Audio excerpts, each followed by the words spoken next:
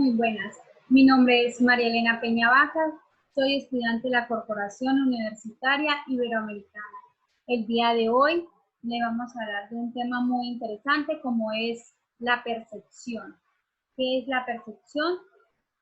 Es la forma que el cerebro interpreta las sensaciones a través de los sentidos, como es el olfato, el tacto, la visión, el paladar, el olfato, que se tratan de las dominaciones del sistema sensoriales. Lo primero que tenemos que tener en cuenta o presente es que el sistema sensorial puede ser una de las células no neurales especializadas que nos permiten recoger información dentro del entorno, lo que en última instancia nos posibilita nuestra supervivencia. La traducción sensorial es el proceso de transformación de diversos tipos de energía que nos llevan a unos impulsos nerviosos. La traducción que nos permite llevar esa energía a través de las neuronas que nos llevan a la corteza cerebral y que nos genera un estímulo en los diferentes sentidos. Podemos ver que el procesamiento subcortical es la principal del procesamiento de la información sensorial, que es el tálamo. Toda la información sensorial, con excepción del sistema olfatorio, pasa por el tálamo antes de llegar a la corteza, concretamente por los núcleos del revelo de la información sensorial, que está el núcleo lateral de visión, el núcleo medial de audición, el núcleo ventral, gusto o información somatosensorial, y el núcleo ventral posterolateral somatosensorial. Podemos ver que el tálamo no es una simple estación de revelo de la información sensorial, que participa activamente en su procesamiento.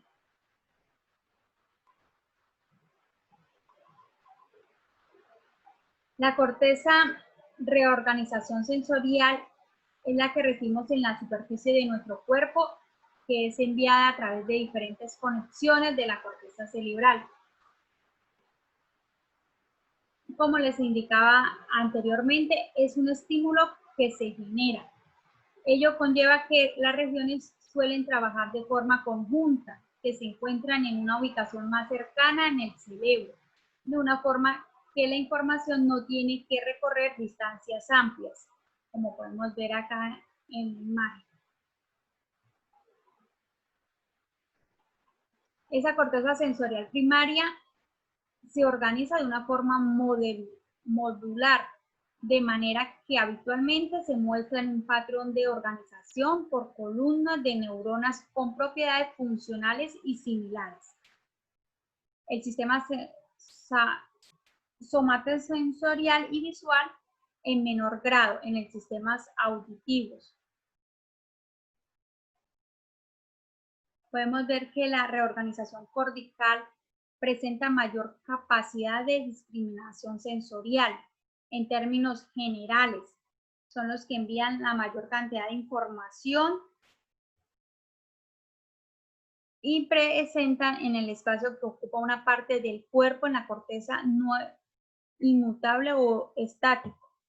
Parte del cuerpo no se puede utilizar, su representación cortical disminuye de tamaño y también de la inversa. Eso mismo ocurre en las lesiones. Como podemos ver en la imagen, la persona se está quemando y recibe primero una descarga en la parte cortical, después nuevamente pasa para la central, que es la sensitización, y luego a la parte final, que es la de la emoción.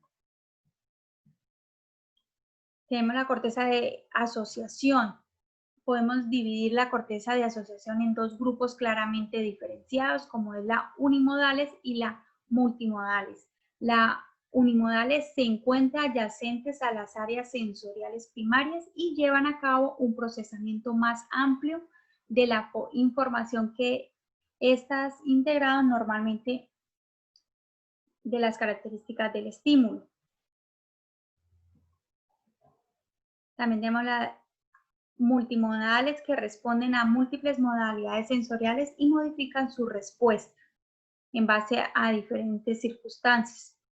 El área somatosensorial secundaria se localiza en la parte del opérculo parietal, quedando oculta en su mayor parte en el surco lateral.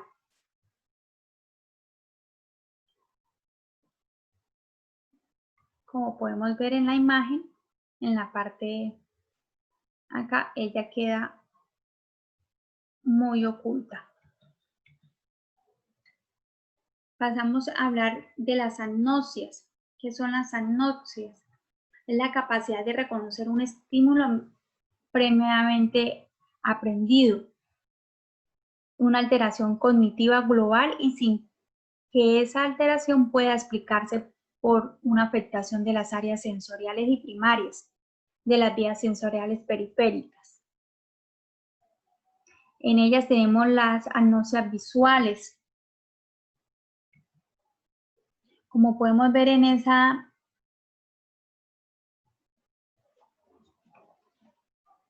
imagen, tenemos que es una dificultad para los objetos, que es la incapacidad para reconocer visoperceptiva la denominación del recuerdo o la discriminación de su significado. Simultaginosa, incapacidad para interpretar el significado de un dibujo o un objeto de manera global.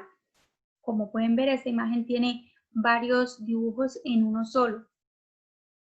Una de sus causas es las lesiones en el área de asociación occipital, especialmente en el hemisferio derecho y por lesiones bihémiferas. En esta imagen podemos ver que es la propagnosia, que es la incapacidad de reconocer caras, de verse ellos mismos en el espejo, de reconocer familiares o animales, fotografías o marcas comerciales. Una de sus causas es la lesión del hemisferio derecho, que son más graves que la del izquierdo. Tenemos también la cromática, con sus diferentes modalidades, que es acromatosia o cromática o denominación de colores, que es la incapacidad de identificar colores a pesar de estar preservados los receptores. Su causa principal es la del traumatismo craneoencefálico o por accidentes vasculares cerebrales que afectan al polo occipital. La alexia agnóstica, que se denomina también ceguera pura para las palabras, o la alexia sinagrafia, en la incapacidad para reconocimiento de esas palabras. Una de sus causas es la lesión del esplenio y del lóbulo occipital izquierdo. También tenemos la agnosia del movimiento, imposibilidad o dificultad de reconocer un objeto cuando éste se encuentra en movimiento. Lesiones temporales, mediales, bilaterales en la convergencia entre el corteza occipital y el temporal. Tenemos también las auditivas, que es la dificultad para reconocer el significado de estímulos acústicos no verbales. Uno de ellos es la amusia, que es la incapacidad para reconocer la música como el tono o el ritmo o la melodía. Una de sus causas es la unilateral o bilateral de las áreas temporales mediales, que afecta la incapacidad para identificar otros elementos como el ritmo. En el hemisferio izquierdo afecta la capacidad para el juicio de las cualidades de la interpretación. También tenemos la de los sonidos, que es esa incapacidad para identificar el significado de los sonidos no verbales. Sus causas es la lesión bilaterales del hemisferio derecho y lóbulo temporal izquierdo.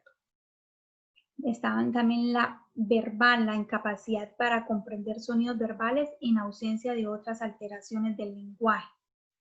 En sus causas está el giro temporal izquierdo. También tenemos la somasensoriales, que se trata de trastornos producidos por lesiones del área somática situadas en las zonas parietales posteriores. Uno de sus tipos es la asteronopsias, que es la pérdida de capacidad para reconocer las cualidades físicas de un objeto mediante el tacto. Como podemos ver acá, el peso, el tamaño, la densidad o la textura en ausencia de hipoestesia.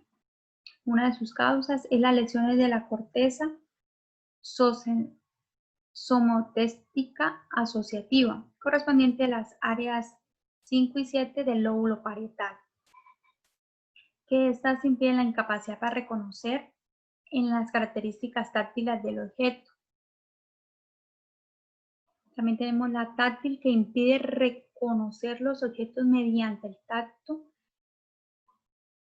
estando preservadas las áreas primarias, que son la baranopsia, incapacidad para estimar el peso de un objeto cuando se coloca en la mano afectada.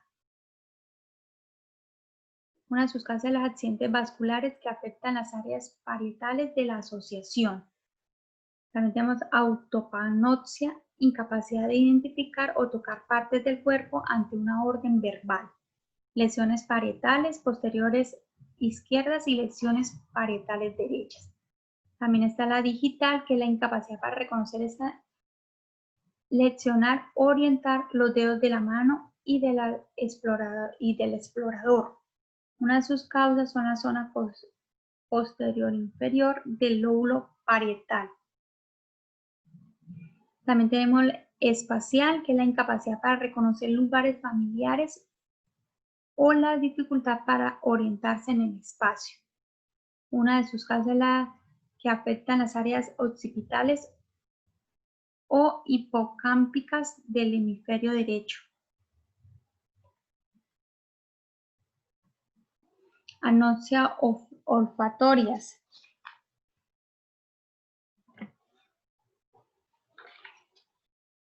Pérdida temporal o prolongada en la capacidad para identificar olores. Uno de sus factores es la degeneración o lesión del nervio olfatorio, traumatismos craneoencefálicos, tumores en la base del lóbulo frontal, alergias, resfriado común, toxinas virales o bacterianas, utilización frecuente de vasoconstrictores, tabaquismo, lesiones corticales, síndrome de desconexión. En sus diferentes tenemos los tipos de hiposmia, déficit parcial de la capacidad olfatoria, aunque de un modo disminuido. Es frecuente en procesos de catarro, rinitis o en cuadros alérgicos. También tenemos la anosmia selectiva, cuando la pérdida del olfato se refiere solo a determinadas sustancias y olores. Hiperosmia, presencia de una exacerbada capacidad para la discriminación de diferentes olores. Paranosmia, percepción errónea de los olores, suele producirse en algunos tumores cerebrales. Cacosmia, sensación de mal olor, siendo habitual en algunos casos de rinitis, atrofia y de sinusitis crónica. Está también anosmia sensorial, incapacidad para identificar olores. Una de sus causas es las lesiones del lóbulo temporal. La agnosia para las enfermedades, tenemos la anosognosia,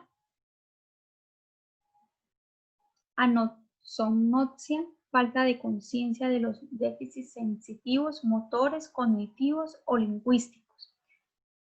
Una de sus causas es el daño cerebral o en sujetos con diversas patologías psiquiátricas o con demencia.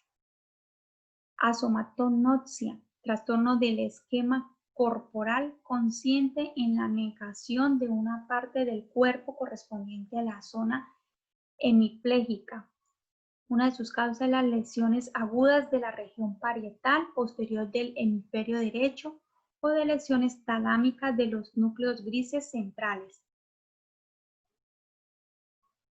Anosodiaforia, falta de suficiente conciencia de la enfermedad neurológica. También ha sido descrita como un síntoma de determinadas patologías psíquicas, especialmente en los trastornos de conversión.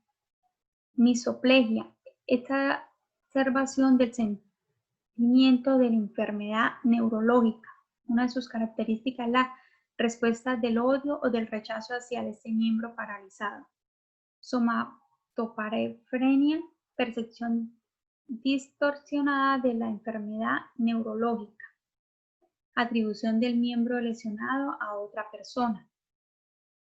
Analgonogesia, incapacidad para la comprensión del dolor frente a los estímulos dolorosos. Lesiones del hemisferio izquierdo, especialmente en la zona supramarginal.